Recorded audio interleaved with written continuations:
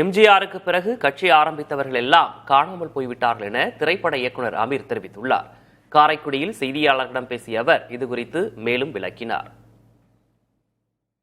இப்போ எம்ஜிஆர் அவர்கள் கட்சி ஆரம்பித்தாங்க அப்படின்ற ஒரே காரணத்துக்காக எம்ஜிஆருக்கு பின்னால் மாபெரும் புகழ்பெற்ற நடிகர் திலகம் சிவாஜி கணேசன் அவர்கள் கட்சி ஆரம்பித்தாங்க, பாக்கியராஜ் அவர்கள் கட்சி ஆரம்பித்தாங்க, நடிகர் சரத்குமார் அவர்கள் கட்சி ஆரம்பித்தார், டி ராஜேந்தர் அவர்கள் கட்சி ஆரம்பித்தாங்க. எல்லாருமே கூட்டம் கூட்டினாங்க, மாநாடு காமிச்சாங்க.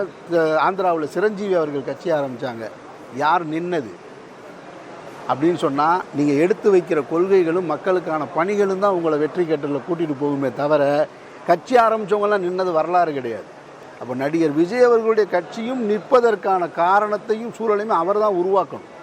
அவர் எந்த அளவுக்கு மக்களோட நெருங்கி நின்று கருத்தியலாக இந்த மாநில சுயாட்சிக்கு பக்கமாக மக்களின் குரலாக பொதுவெளியில் அவர் எப்படி எதிரொலிக்கிறார்ன்றதை வச்சு தான் அந்த வெற்றியை நம்ம முடிவு செய்யணும்.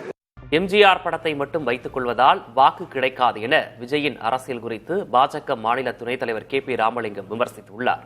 நாமக்கல்லில் செய்தியாளர்களிடம் பேசிய அவர் இக்கருத்தை தெரிவித்தார். எம்ஜிஆருடைய வளர்ப்புங்கிறது வியாபித்தது.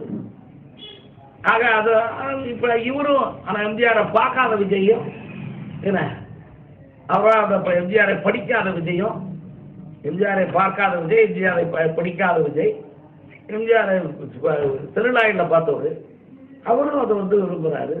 விரும்பட்டும், தப்பு கிடையாது, வாழ்த்துறாரு. என்னை பொறுத்த வரைக்கும் என்னை அரசியலில் அறிமுகப்படுத்திய எம்ஜிஆருடைய படம் உயரமாக வைக்கப்படுகிற போது எங்கே வைக்கப்பட்டாலும் நான் அதை வாழ்த்துவேன், வரவேற்பேன். ஆக அவர் கொண்டுட்டு போய் அதனாலேயே எம்ஜிஆருக்கு படத்தை போட்டதுனாலே இவருக்கு ஓட்டு போட்டுருவாங்கன்னு சொல்ல முடியாது. எம்ஜிஆர் மனைவிக்கே ஓட்டு போட்டுருவாங்க. என்ன ஜெயலலிதாவா ஜானகம்மாவான்ங்கிற போது ஜானகம்மாவுக்கு தேர்தலில் தோற்று போனாங்க, அவங்க கட்சியும் தோற்று அவங்க அம்மாவே தோற்று போனாங்க.